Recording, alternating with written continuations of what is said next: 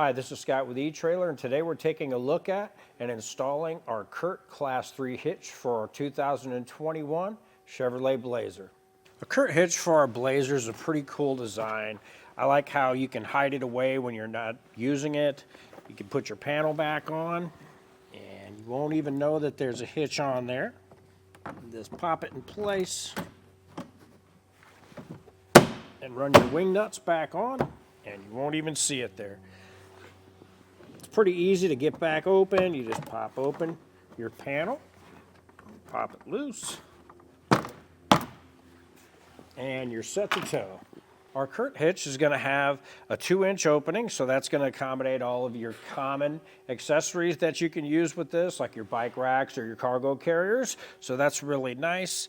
It's going to have a 750-pound tongue weight rating, and that's going to be pushing down on this portion of our hitch, and that's going to be the weight of your bike racks with your bikes on there, or your cargo carrier with everything you have on that. And for gross trailer weight rating is going to be 5,000 pounds with this one. That is going to be the weight of the trailer that you're pulling and everything on it.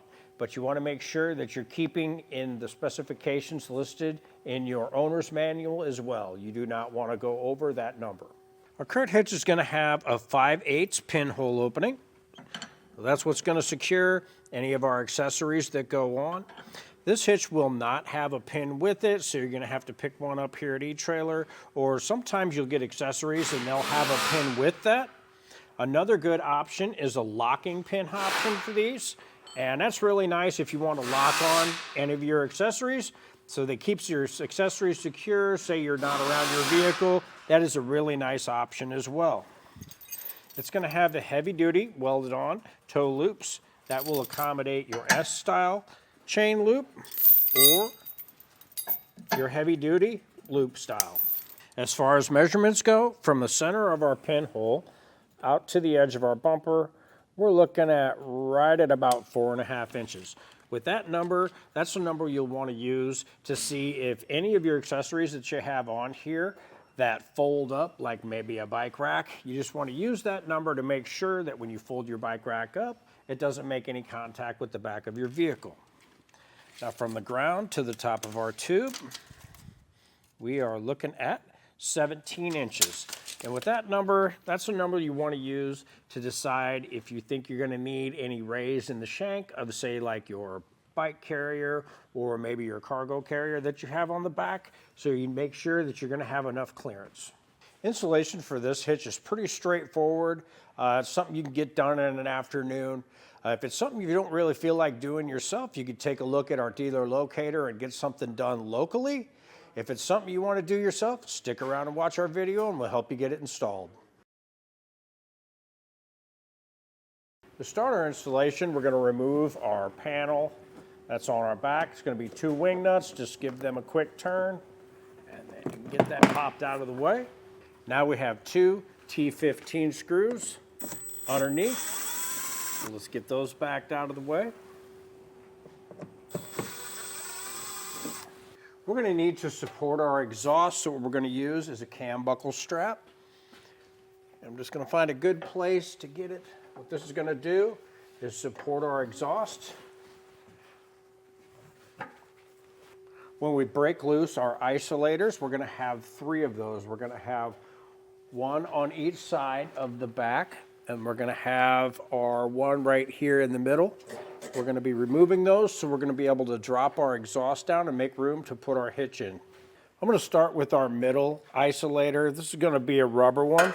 I'm just going to get behind it with a pry bar. Now what you can do as well is you can spray these down with a little bit of soapy water and kind of wiggle the exhaust around. That's going to help loosen them up. So what I like to do is just get behind them with a pry bar and just go ahead and get it to pop loose.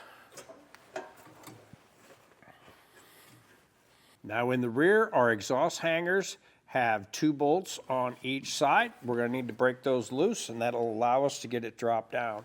These are 15 millimeters, so I'll just take a socket and get these broke loose.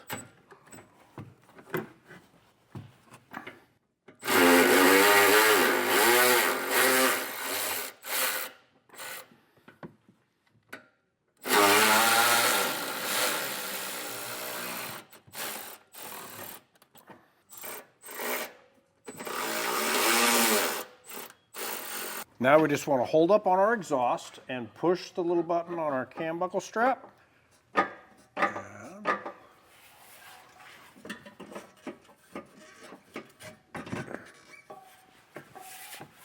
There's going to be a little slot on our mounts that align our exhaust in the back, so we just need to get them out of there.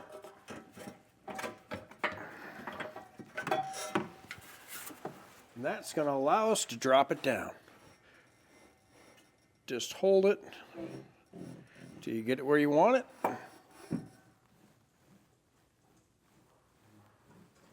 And that should be good right there. To mount our hitch, we're going to need to use these 3 holes on each side. You're going to have 3 of them that are small, and you're going to have a bigger one here. We are not using this one. It's these. On the back of our frame, we're going to have an opening. What we're going to need to do is in our kit is we have our fish wire. We're going to run it through our furthest forward one. We're going to run our fish wire up to the back of the frame. You're going to feel an opening, and we'll just feel for the coil end of it. And once you grab the coil end of it, just put a little kink in the end of your wire here, that way it doesn't pop through. Now for your hardware, now we're going to take our spacer block and one of our carriage bolts, and we're going to thread our carriage bolt onto that coiled end of that fish wire.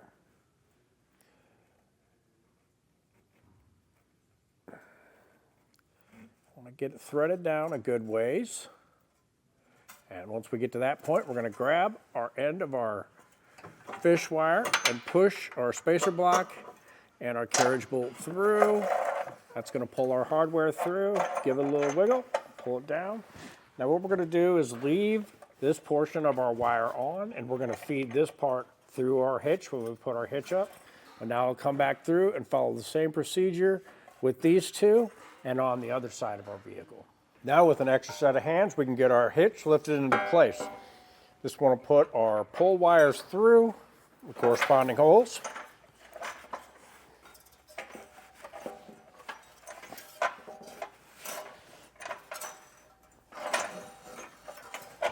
Now we'll bring it up over our exhaust.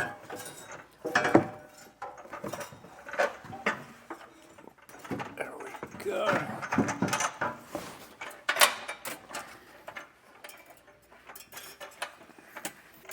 Now we just want to pull off our fish wire. Now we just want to start our hardware. Be careful not to push your bolt back up in and through. So carefully get one started. Run it down as far as you can, finger tight. That's going to hold your hitch in place. Now you can go back through and install the rest of your hardware. Now we'll come back through and torque down our hardware to the torque specifications listed in our instruction manual. Now we can get our exhaust lifted back into place and get everything reassembled in reverse order. We'll get our T15 screws put back in place.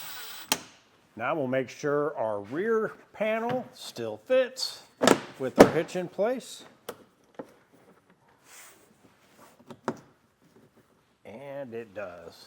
And that was a look at our CURT Class 2 hitch for 2021 Chevy Blazer. I'm Scott with eTrailer. Thanks for watching.